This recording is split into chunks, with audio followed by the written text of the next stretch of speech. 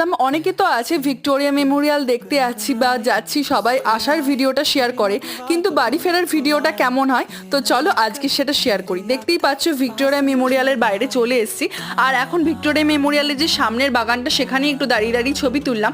আর একদম এখন বাইরে চলে এসেছি, গেটের বাইরে, বুঝতেই পারছো। তো এখানে দাঁড়িয়ে আছি, আর রাস্তার অপোজিটেই আছে এসএসকেএম হসপিটাল।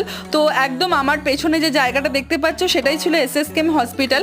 আর এরপর চলো এখান থেকে একটু ধীরে ধীরে এগিয়ে যাই, কারণ এরপর আমাদেরকে বাস ধরতে হবে, কারণ যেতে হবে অনেকটা। তো দেখতে পাচ্ছ যেহেতু গ্রিন সিগন্যাল পেয়ে গেছিলো, তাই কত স্পিডে গাড়িগুলো যাচ্ছিল।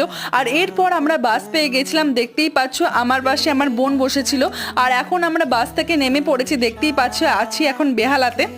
আর এরপর ধীরে ধীরে বাড়ি চলে যাবো, যেহেতু ওয়েদারটা প্রচণ্ড সেদিন গরম ছিল।